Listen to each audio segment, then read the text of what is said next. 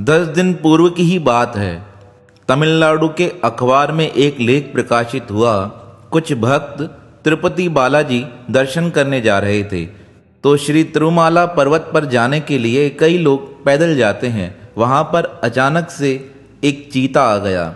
वह चीता आकर एक 6 साल की बालिका को उठाकर जंगल में ले गया। अब उस लड़की का तो कुछ पता नहीं चल सका, लेकिन अखबार में लेख प्रकाशित हुआ और उसके बाद यहाँ की गवर्नमेंट सजग हो गई। अब वहाँ पर थोड़ी नाकेबंदी बढ़ा दी गई है। जब यह लेख मैंने पढ़ा तो मेरे मन को भी एक घटना याद आ गई जो आज से 10-15 वर्ष पहले की थी। मेरे साथ भी कुछ ऐसा घटित हुआ था, लेकिन उस समय परमात्मा ने किस प्रकार मेरी रक्षा की, मैं आज वह आपको बताने जा रहा हूँ। आपने ऋषिकेश से नीलकंठ पर्वत की यात्रा तो अवश्य की होगी। नीलकंठ महादेव जी का बड़ा ही सुंदर मंदिर है। वहाँ के विषय में कहा जाता है, जब भगवान शिव जी ने अपने गले में विष धारण किया था तो उनका गला नीला पड़ गया था। इस नीले गले पड़ने के कारण उनका एक नाम नीलकंठ पड़ा है। वह स्थान उसे ही माना जाता है जहाँ भगवान ने उस स्थान पर स्थित होकर उस विष को अपने हृदय में, अपने गले में धारण किया था। अब इस प्रकार उस मंदिर की बहुत ही महत्ता है। बहुत से लोग वहाँ पर दर्शन करने जाते हैं और अधिक भीड़ देखनी है तो आप जुलाई के समय जाइएगा, जब बहुत से कावड़िया लोग गंगा जल लेकर श्री नीलकंठ महादेव जी को जल चढ़ाने जाते हैं। ऐसे ही मेरे मन में उत्कंठा हुई। मैं अपने मित्रों के साथ नीलकंठ महादेव घूमने चला गया। यहाँ घूमने का अर्थ इसलिए कहा जा रहा है क्योंकि उस समय बुद्धि बालपन की थी। सोचा मित्र लोग जा रहे हैं तो मैं भी चला जाता हूँ। अब हम आपस में 7-8 मित्र थे। हम सब ऋषिकेश पहुँचे। ऋषिकेश में हमने एक होटल बुक किया, रात्रि वहाँ विश्राम किया और लक्ष्मण झूला से दूसरे दिन हमने यात्रा प्रारंभ की। अब सब साथ चलते श्री नीलकंठ महादेव जी का दर्शन करने जा रहे थे। सब अपनी अपनी मस्ती में थे। 2-3 लोग मेरे साथ थे, 1-2 आगे थे, 1-2 उनसे आगे थे। तभी अचानक से मेरे एक मित्र ने कहा, मैं लघु शंका करने जा रहा हूँ। वह लघु शंका करने चले गए। तब मैंने कहा, जब तक मैं धीरे धीरे ऊपर चलता हूँ आप भी आ जाइएगा। मार्ग में थोड़ी बहुत कारें हमें दिखाई दे रही थी और थोड़े बहुत लोग मिल रहे थे, क्योंकि उस समय अक्टूबर के आसपास का महीना था, इसलिए अत्यधिक मात्रा में लोग नहीं थे। हम धीरे धीरे ओम नमः शिवाय, हर हर महादेव, जय भोले, इस प्रकार आवाजें लगाते चलते जा रहे थे। अभी हम धीरे धीरे ऊपर की ओर चढ़ रहे थे, क्योंकि चढ़ाई चढ़नी पड़ती है महादेव जी के पास जाने के लिए। धीरे धीरे चढ़ते चढ़ते जब हम एक स्थान पर गए तो कुछ लोग मेरे आगे चले गए और एक मित्र जो मेरा पीछे रह गया था, मैं उसका इंतजार कर रहा था। मैंने कहा जब तक मैं धीरे चलूं वो भी आ जाएगा। इस प्रकार भगवान का नाम लेते लेते मैं चलता जा रहा था। लेकिन तभी उसी समय मेरे साथ कुछ ऐसा घटित हुआ जो मेरा तो हृदय ही कांप गया। उस समय अचानक से 2 हिंसक जीव वहां प्रकट हो गए। और वह कौन से थे? 2 भयानक रीछ जिसे भालू कहा जाता है। वह भालू उस जंगल से बाहर निकल आए और उन्होंने दूर से मुझे देखा। ऐसा लगता था उनकी और मेरी दूरी मुश्किल से 20 मीटर ही रही होगी। अब वह दोनों भालू निकलकर सामने खड़े हो गए और यहाँ मैं अकेला। मैंने मन ही मन प्रभु को याद किया, प्रभु रक्षा करो।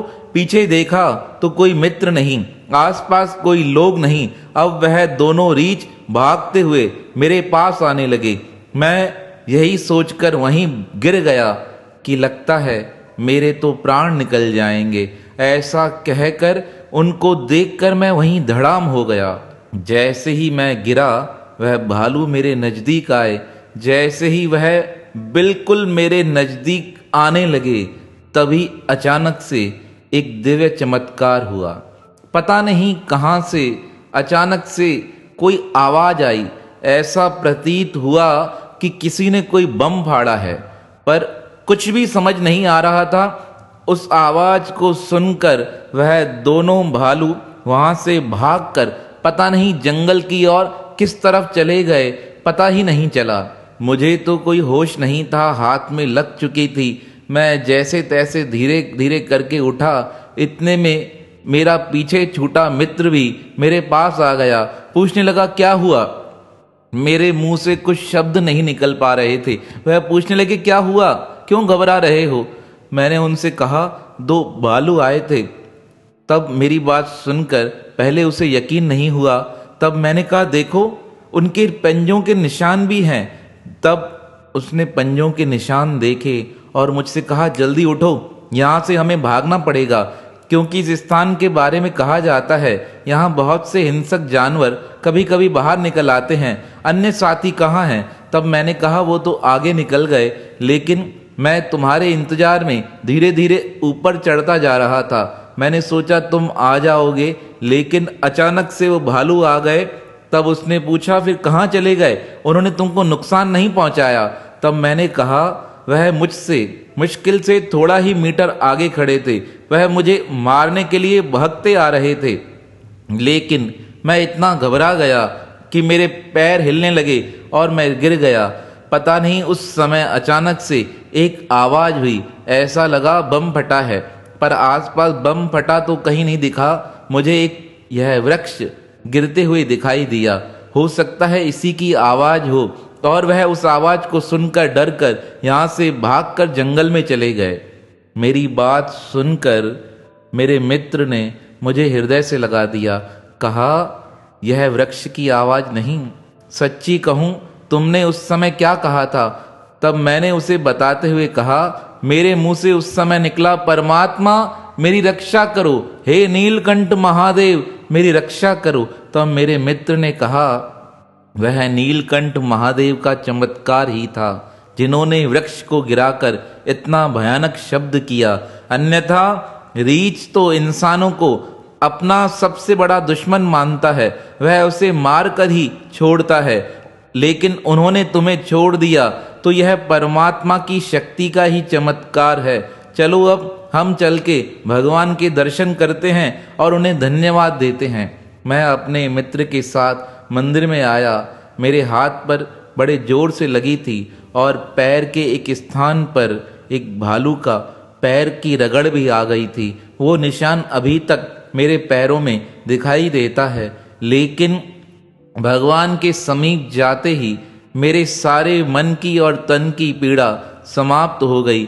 मैंने श्री नीलकंठ महादेव जी से यही प्रार्थना की, प्रभु जिस प्रकार आज आपने इस संकट के समय मेरी रक्षा की है, उसी प्रकार हर संकट में मेरी रक्षा करते रहना।